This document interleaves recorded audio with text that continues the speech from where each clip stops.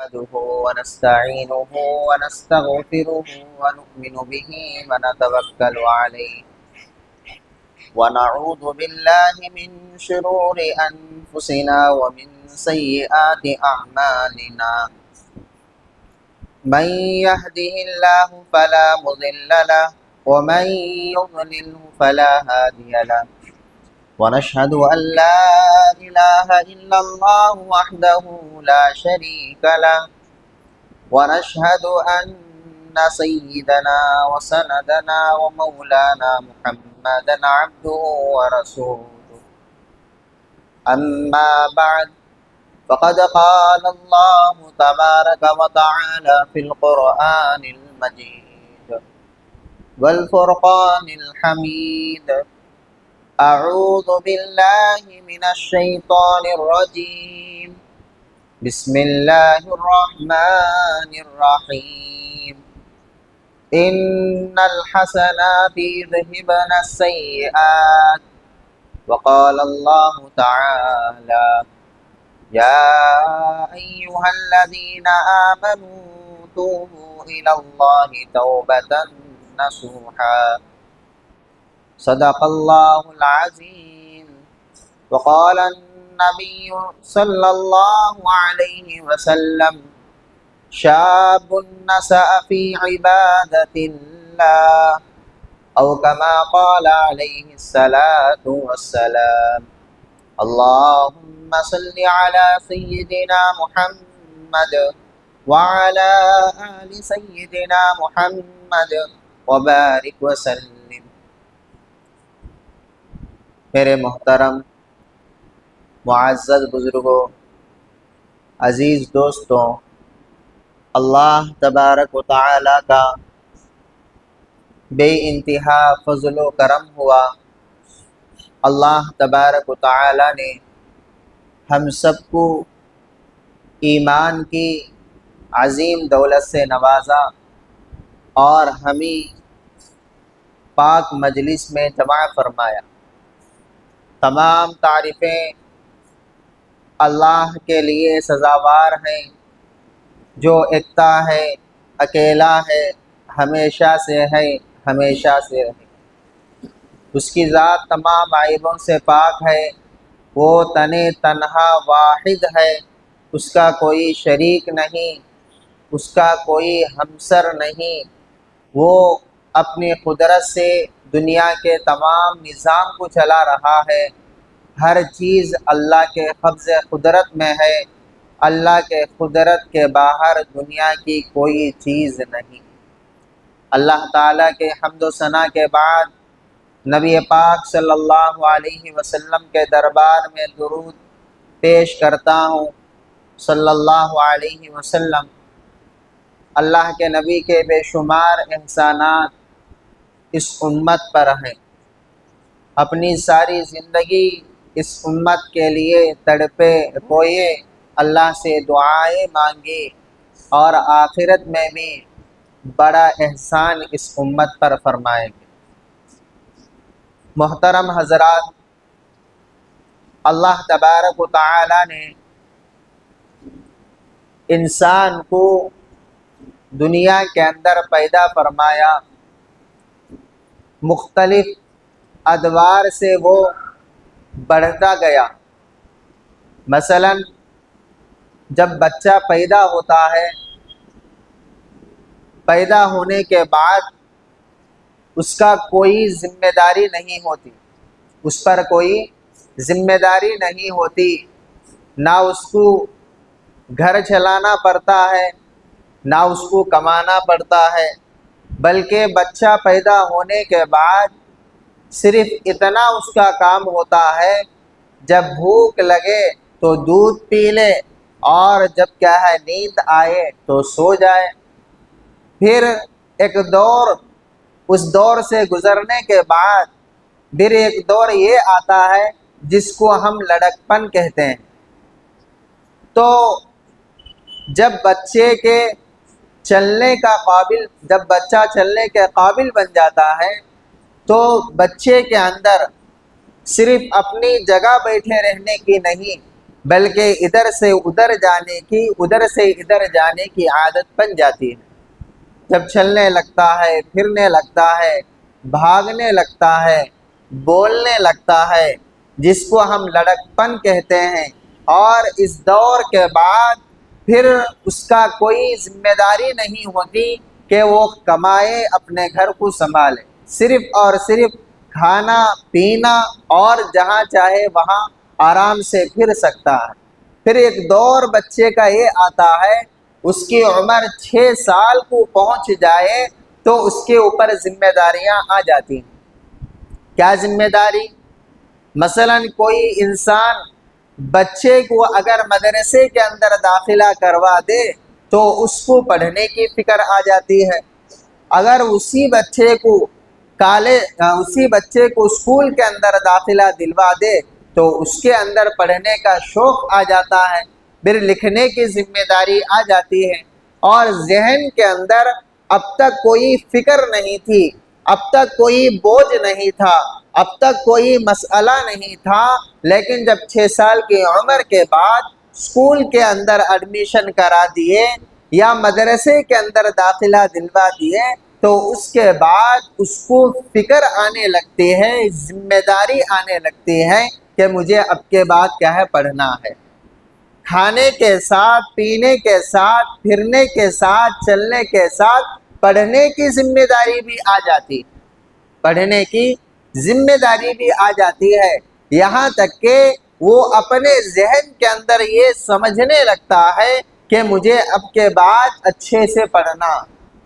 مجھے کیا ہے پوری ذمہ داری اور بڑی فکر کے ساتھ کیا ہے پڑھنے میں شوق لگاتا ہے۔ پھر ایک دور یہ ہوتا ہے کہ اس کی عمر نوجوانی کو پہنچ جاتی ہے، جب 14 سال کا ہو گیا، 15 سال کی عمر اس کی آ گئی تو اس کے بعد اس کے اندر ایک خواہشات پیدا ہونے لگتے ہیں اور اس کے اندر جذبے پیدا ہونے لگ جاتے ہیں، اور اس کی جو اس سے پہلے کی جو عادتیں تھیں ان عادتوں کے اندر تبدیل آنے لگ جاتی ہیں۔ پڑھائی کے ساتھ ساتھ صرف ان عمر کے اندر اور کوئی کام نہیں رہتا کہ 6 سال کے بعد سے لے کر 12-13 سال کی عمر تک ایسے کوئی خواہشات اس کے ذہن کے اندر نہیں آتے، جب کیا ہے بڑھتا لگتا ہے اور عمر بڑھتی لگتی ہے، 14 سال 13 سال کی عمر کو پہنچ جائے تو اس کے دل کے اندر جذباتی خیال آنے لگتے ہیں،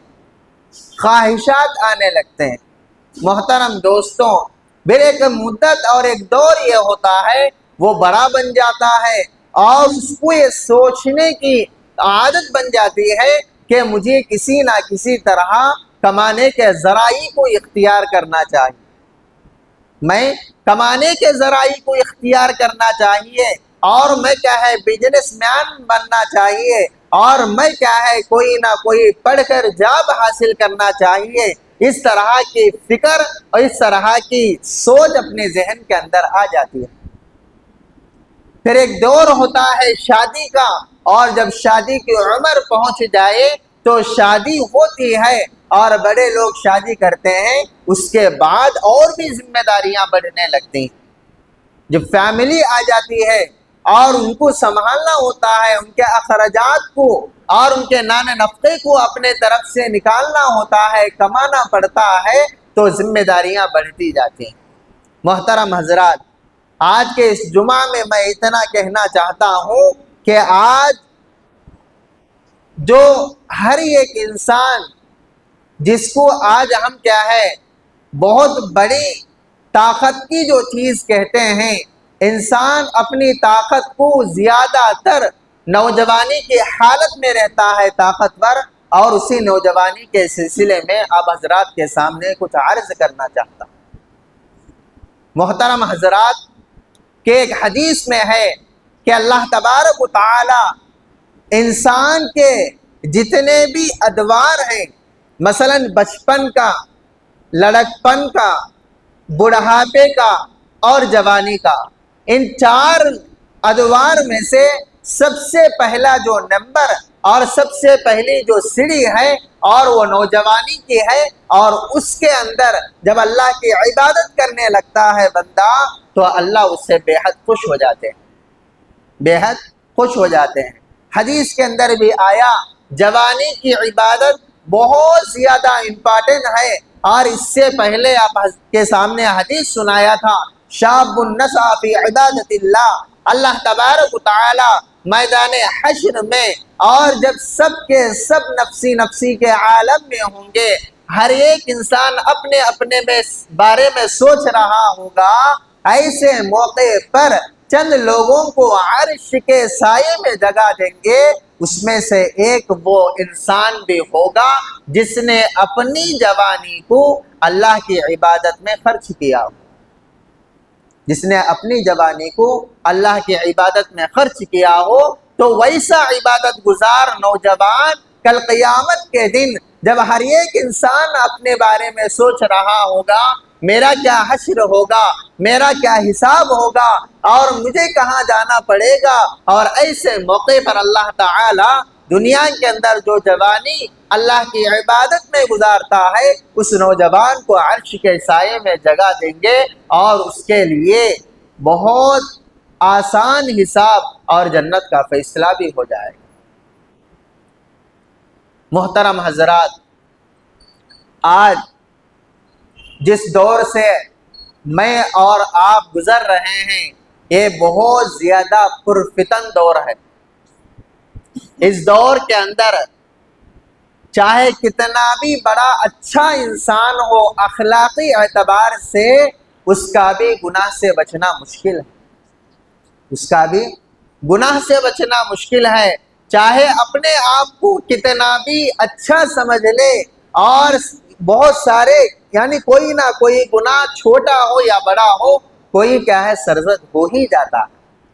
کیوں؟ اس لیے کہ آج انسانوں کو سب سے زیادہ نقصان دینے والی جو چیز ہے جس کو ہر ایک انسان اپنے پاس رکھ کر پھرتے ہیں وہ نیٹ اور انٹرنیٹ اور موبائل ہے۔ محترم دوستوں، اس موبائل کے ذریعے سے جتنا انسان کو نوجوان کو یعنی جوانی کا جتنا نقصان ہو رہا ہے اتنا نقصان کسی اور چیز سے نہیں ہو رہا، جتنا جوان کو انٹرنیٹ اور موبائل کے ذریعے سے تنہائی میں، خلوت میں اور اکیلے پن میں جتنا گناہ پر یہ آمدہ کر رہا ہے، جتنا جوانی کو ضائع کر رہا ہے، اور اتنا جوانی کو ضائع کرنے والی چیز اس سے بڑھ کر کوئی نہیں۔ ایک مرتبہ حضرت مولانا سجاد نعمانی صاحب دامت برکاتہ ان کے پاس ایک نوجوان شخص آیا، آ کر کہنے لگا مولانا میں بہت پریشان ہوں، میں بہت پریشان ہوں، ڈپریشن میں ہوں، اور میں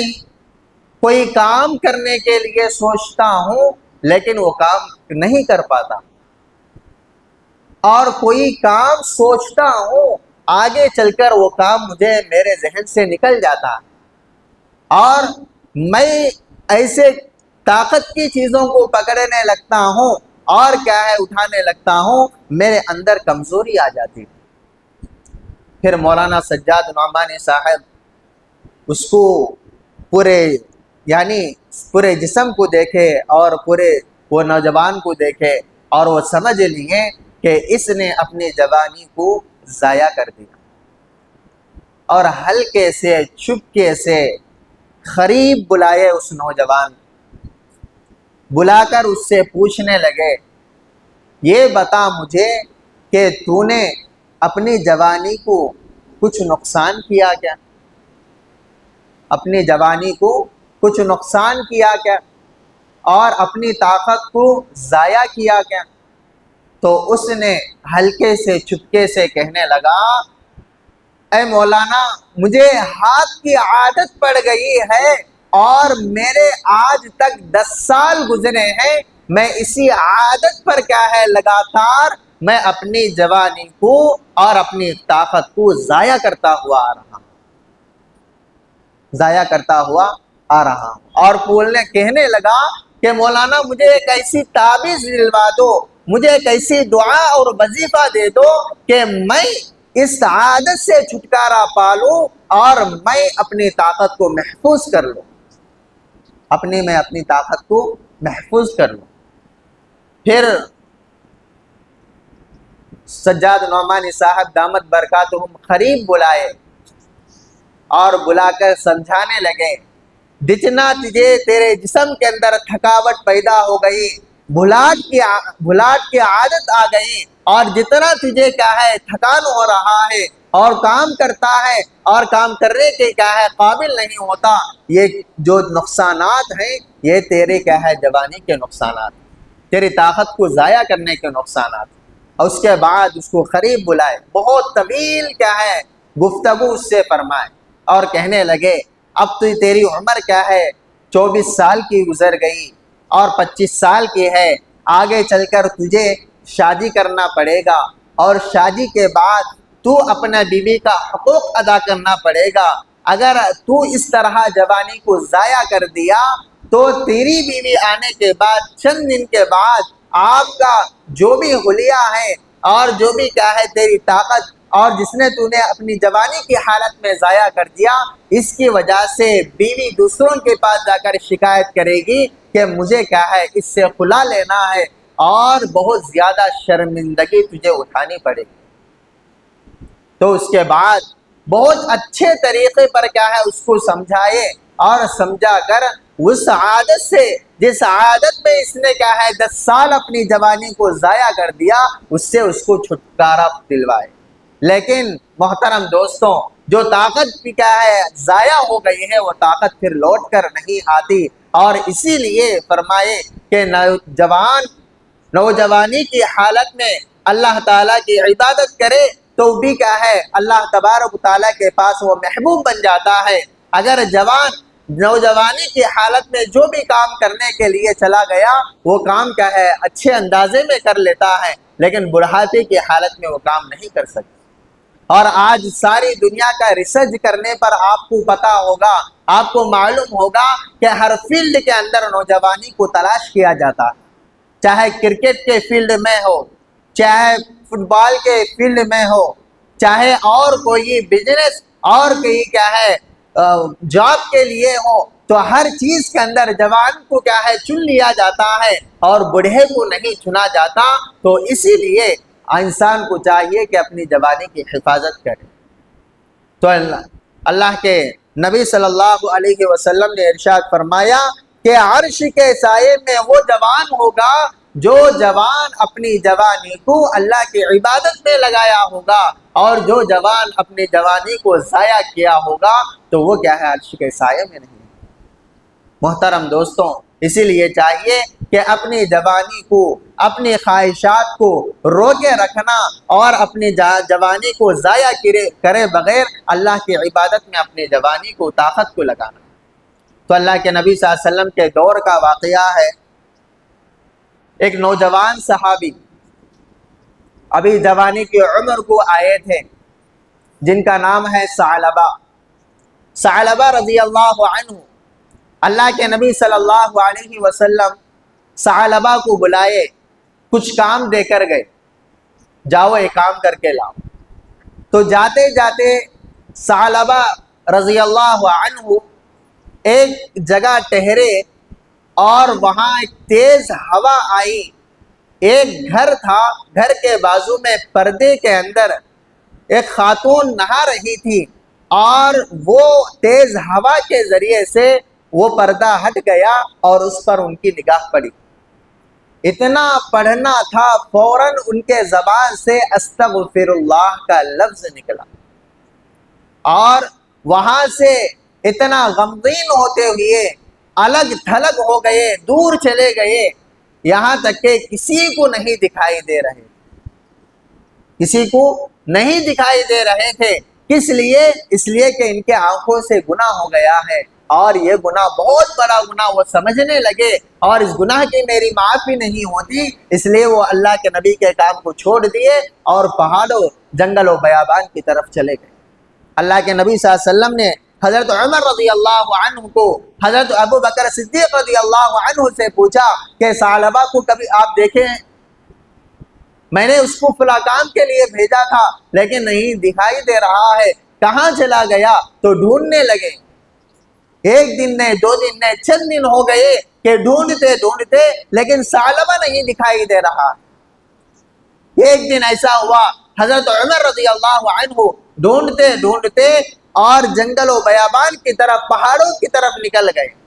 اور پہاڑ کی چوٹی پر، پہاڑ کے نیچے ایک چرواہا بکریوں کو چرا رہا تھا، اور اس سے پوچھنے لگے کیا کوئی نوجوان شخص کو تو یہاں دیکھا ہے؟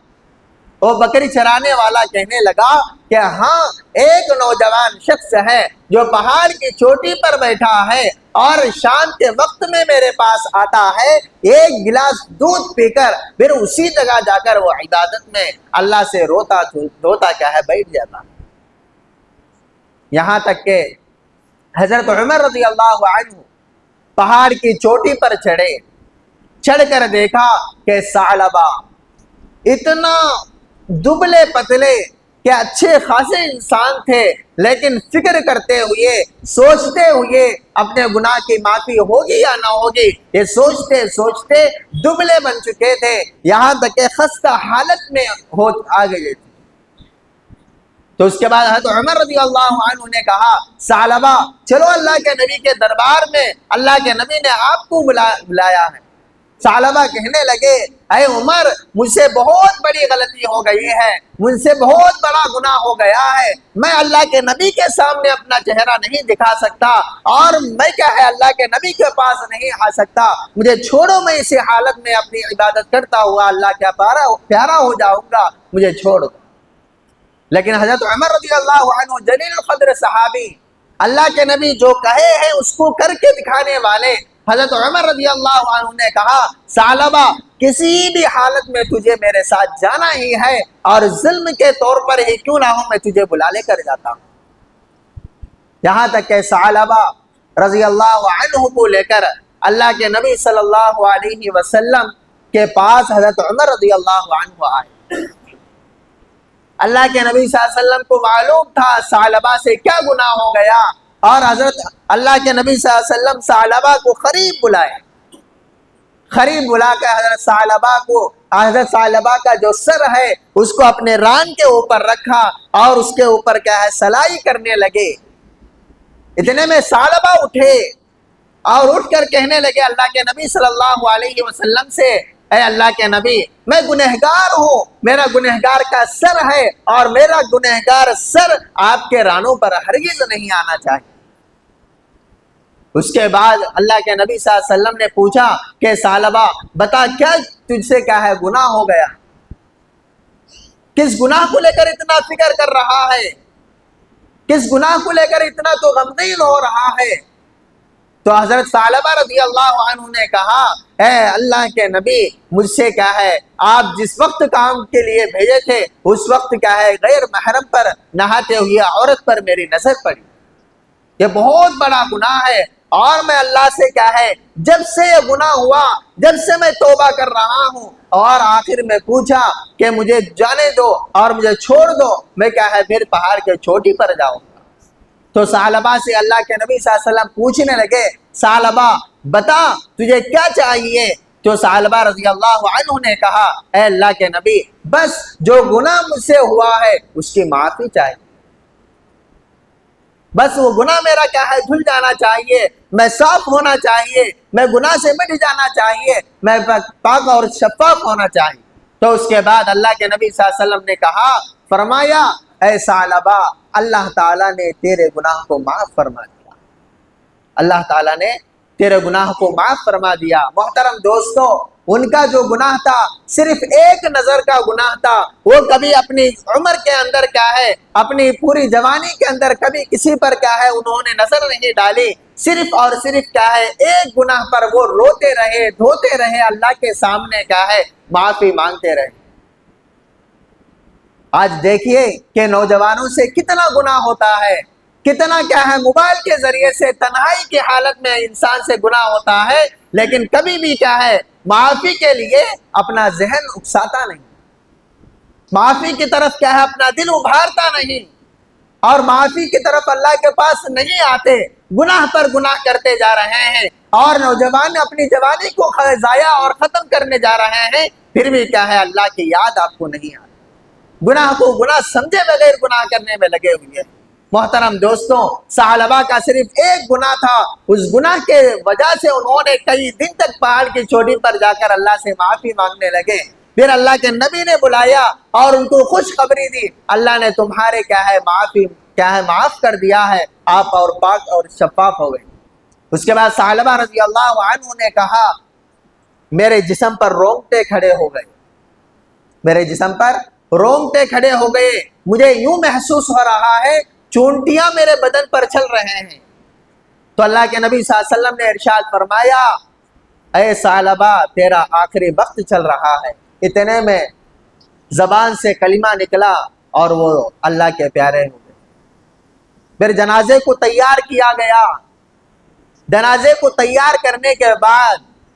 اللہ کے نبی صلی اللہ علیہ وسلم جنازے کی نماز پڑھائی، اور نماز پڑھانے کے بعد جنازے کے ساتھ اللہ کے نبی اور حضرت عمر اور حضرت ابو بکر اور حضرت عثمان اور حضرت علی اور بڑے بڑے صحابہ جنازے کے ساتھ جا رہے تھے۔ اتنے میں اللہ کے نبی صلی اللہ علیہ وسلم نے اپنے پیروں کو سیدھا جمائے بغیر اپنے پیروں کے انگلیوں کو اس طرح کرنے دے،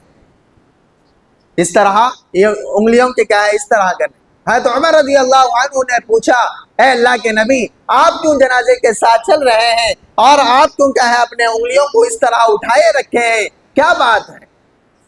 تو اللہ کے نبی صلی اللہ علیہ وسلم نے ارشاد فرمایا اے عمر کہ اللہ تبارک و تعالی نے ثعلبہ کی اس معافی کے وجہ سے اور ثعلبہ کو ایک گناہ پر جتنا اس نے رویا ہے، جتنا اس نے اللہ کے سامنے کیا ہے معافی طلب کی ہے، اللہ نے اس کو معاف کر دیا۔ آج اس کے جنازے کے ساتھ اتنا بڑا لشکر آسمان سے فرشتوں کا اترا ہے، میں یہ سمجھ رہا ہوں کہ میرے پیر وہ فرشتے کے ساتھ میں کیا ہے نہ لگ جائے، میں اس کو کیا ہے نہ کھدل جوں، تو اس لیے کیا ہے اپنے پیروں کی انگلیوں کو اٹھا رہا ہوں۔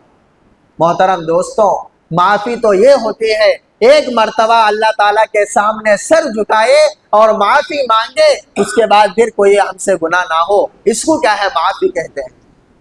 اس کو کیا ہے سچی پکی معافی کہتے ہیں۔ اسی لیے اللہ تبارک و تعالیٰ نے قرآن کے اندر ارشاد فرمایا یا ایھا الذین آمنوا اے ایمان والو توبو آپ کیا ہے توبہ کرو، توبۃ نصوحا سچی پکی توبہ کرو، کہ جس گناہ کو آپ کیے ہیں اس گناہ کے اللہ کے سامنے معافی مانگنا ہے تو اس گناہ سے پہلے یہ وعدہ کر لو کہ یہ گناہ میں کیا ہے دوبارہ نہیں کروں گا۔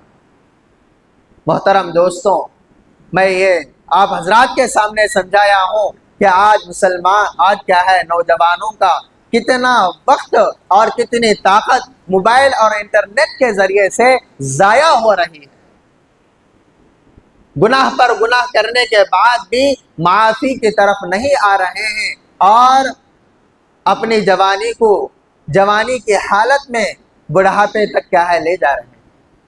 تو اسی لیے چاہیے ہر نوجوان سے میری ریکویسٹ ہے، درخواست ہے، اپنی جوانی کی حفاظت کرے اور تنہائی میں موبائل کے نقصانات سے پورے بچنے کی کیا ہے کوشش کرے، چاہے تنہائی میں ہو، خلوت میں ہو یا جلوت میں ہو، اجتماع یعنی مجموعے کے اندر بھی ہو، تو آپ اپنے موبائل کے ذریعے سے، نیٹ کے ذریعے سے، آنکھوں کے ذریعے سے کوئی گناہ آپ سے صادر نہ ہو، ایسا آپ کیا ہے اللہ کے سچے پکے بندے بننے کی کوشش کریں گے انشاءاللہ۔ اللہ تبارک و تعالیٰ سے دعا ہے اللہ تعالیٰ ہم سب کو، ہر نوجوان کو اپنی جوانی کی حفاظت کرنے کی توفیق نصیب فرمائے اور اپنی جوانی کو اللہ کی عبادت میں لگانے کی توفیق نصیب فرمائے۔ آمین۔ وآخر دعوانا الحمدللہ رب العالمین۔